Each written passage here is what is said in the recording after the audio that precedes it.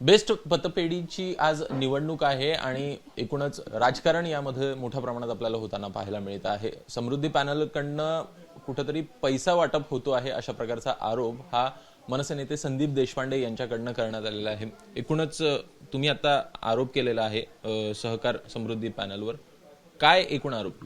बघा, ज्या पद्धतीने प्रतिसाद हा BST कर्मचाऱ्यांचा आम्हाला मिळतोय, उत्कर्ष पॅनलला मिळतोय, त्यामुळे समोरच्यांची पायाखालची वाळू सरकलेली आहे। ज्या पद्धतीने मराठी माणसाची एकजूट या BST कोऑपरेटिव्ह एम्प्लॉईज युनियनच्या निवडणुकीत झालेली आहे, त्यामुळे काल जर आपण बघितलं तर काल आमचे सहकारी दत्तात्रय बेळणेकर यांच्याकडे हे काल एक पॅम्पलेट आलं। या पॅम्पलेटच्या आतमध्ये एक एन्व्हलप आलं।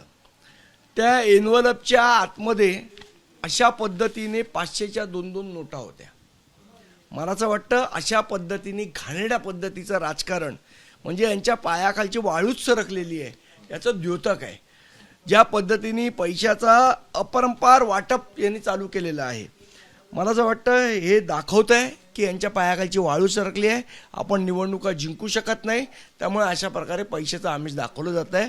पण मला संपूर्णपणे ठाम खात्री आहे की आमचा BSTचा कर्मचारी या भूलतापांना अशा आमिषांना बळी पडणार नाही। पण प्रश्न असा आहे की ते उद्याला नाकारतील की आम्ही हे पॅम्पलेट वगैरे दिले? जे कोण वाटायला आलेले आहेत त्यांचं CCTV फुटेज आमच्याकडे आहे, आम्ही योग्य वेळी ते दाखवू। एकूणच मोठ्या प्रमाणात आवाहन जे आहे ते देखील होताना दिसतं आहे। संचालकांवर कुठेतरी कारवाई व्हावी अशा प्रकारची मागणी देखील प्रसाद लाड यांच्याकडनं होताना दिसते। एका ठिकाणी तुम्ही म्हणाले की यांनी भ्रष्टाचार केला आणि दुसऱ्या ठिकाणी तुम्ही पैसे वाटणार, म्हणजे नेमकं काय? याचं कारणच हे आहे, हे अशा आरोप करण्याचं कारणच हे आहे आणि पैसे वाटण्याचं कारण हे आहे की त्यांना माहिती की आपण निवडणूक हारतोय, त्यामुळे हे शेवटच्या T20 मॅचेस खेळण्याचा प्रयत्न करतायत। पण तुम्ही थेटपणे आरोप करताय प्रसाद लाडवर की त्यांच्याकडनं हे नाही, ह्या पॅम्पलेटमधनं आलंय। आता ह्याचं एक्सप्लेनेशन त्यांचे पॅम्पलेट जे वाटणारे आहेत त्या लोकांनी द्यायचंय। एकूण कोविडमध्ये आम्ही मोठ्या प्रमाणात काम केलं, पैसे आणून दिले असं देखील हे सांगितलं जातं। मुळात काल जेव्हा त्यांनी परवा 2 दिवसापासून अनाउन्समेंट करतात की कोविडचा भत्ता कोणाला दिला? सगळ्या एम्प्लॉईजना नाही दिला, तो फक्त ज्यांचं रोल कॉलवर नाव आहे मतदार यादीत त्यांना फक्त दिला।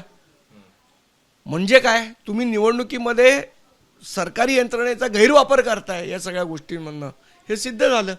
निवडणूक आयोगाला या संदर्भात कारवाई करणार? निश्चितपणे आम्ही जे निवडणूक अधिकारी आहेत त्यांच्याकडे या संदर्भातली तक्रार करणार।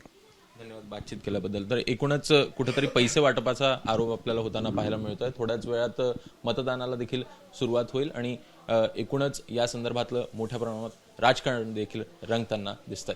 कॅमेरामॅन कृष्णा खापरेसह अभिषेक मुठाळ, ABP माझा, मुंबई। ABP माझा, उघडा डोळे बघा नीट।